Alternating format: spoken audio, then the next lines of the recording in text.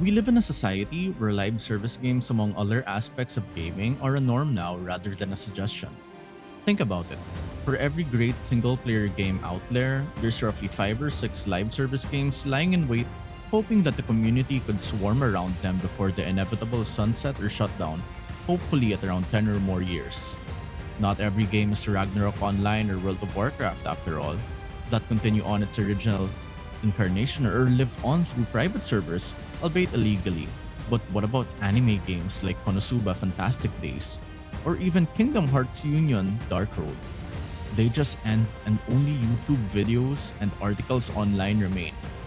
Then you look at DragonSword Awakening and something starts feeling weird. Because this game was originally supposed to be another gacha title, another live service anime RPG, another game with banners, another game with monetization hooks, another game that people would probably enjoy for a few years before wondering whether the servers would even survive long term. Except something happened. Instead of doubling down on the gacha model, the developers pivoted entirely and transformed DragonSword Awakening into a standalone premium game on Steam with no gacha mechanics and no live service structure attached to it. And honestly, that might be one of the most fascinating gaming stories in recent years. Because you almost never see this happen anymore. Unless usually the pipeline goes the opposite direction. Single player franchises become live service. Premium games become battle pass ecosystems. Standalone experiences become monetized platforms. But DragonSword Awakening basically looked at the entire industry trend and said, what if we just made an actual game instead? That's wild. And the craziest part is the game immediately became more interesting after removing the gacha. The second people found out this wasn't another endless monetization treadmill, the conversation online completely changed. Suddenly, players who normally avoid anime games started paying attention. Action RPG fans started wishlisting it. People who were tired of mobile monetization suddenly became curious. Why? Because underneath all the gacha systems was a genuinely cool looking game the entire time. The combat looks flashy without being autoplay garbage, traversal has speed and fluidity, the open world actually looks handcrafted, the tag team combat system has style, and visually the Unreal Engine 5 presentation genuinely looks impressive for an anime action RPG. But here's the important part. People are excited because the gacha got removed. Think about how insane that sounds. For years, publishers convinced everyone that aggressive monetization was necessary for anime games to survive, that players wanted live service, that recurring revenue was the future, that premium anime RPGs couldn't compete anymore.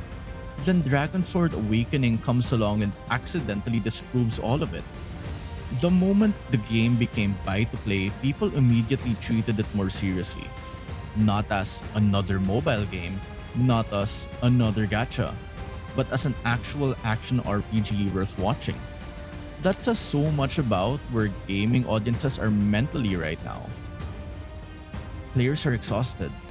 Exhausted of feeling rented instead of valued. Exhausted of temporary experiences. Exhausted of spending hundreds of hours building accounts that could disappear the second a publisher pulls the plug. And anime games especially have suffered from this.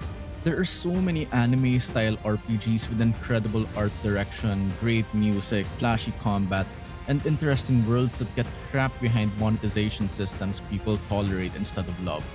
You see it all the time. A cool trailer drops, people get hyped, then someone says, oh, it's a gacha. And instantly excitement drops by like 40%. That's not even exaggeration anymore, that's just reality. Which is why DragonSword Awakening feels refreshing in a way that honestly shouldn't feel rare. It's literally just the game. You buy it, you play it, you unlock characters through progression instead of gambling mechanics, and unless future DLC happens, that's it. That used to be normal. Now it feels revolutionary. And maybe the most ironic thing about all of this is that DragonSword Awakening becoming a standalone title might actually preserve it longer than it if it stayed as a live service game. Because now, even years from now, a Assuming the game succeeds, people can still revisit it, mod it, preserve it, archive it, recommend it. It can exist beyond a server lifespan. That matters more than people realize. Gaming preservation has become one of the biggest unspoken problems in the modern industries. Entire games disappear now, entire worlds vanish, entire communities evaporate overnight because publishers decide maintenance costs aren't worth it anymore. But standalone games survive differently.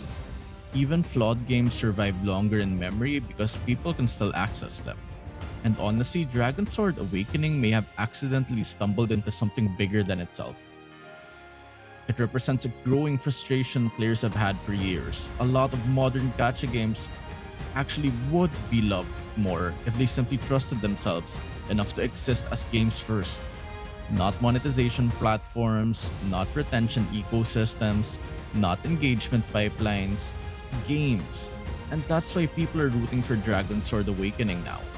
Not because it has the best graphics ever, not because it's guaranteed to become the next massive RPG hit, but because in an era where everything is trying to become a forever game, DragonSword Awakening did something almost rebellious.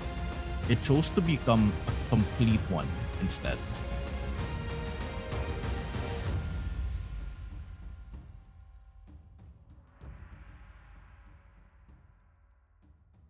For more content like this and other updates down the line, don't forget to like, share, and subscribe.